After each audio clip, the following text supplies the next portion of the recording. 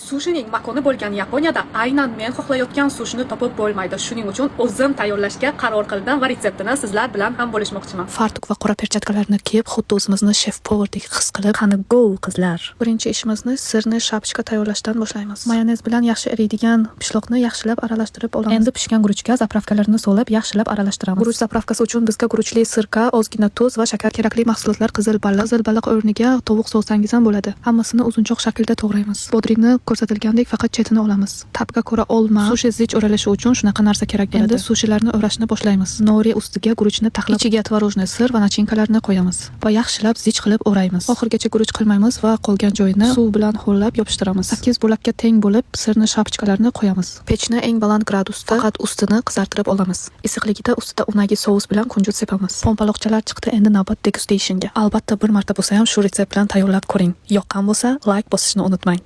Bellissimo, voy qo'lchalarim dard ko'rmasin.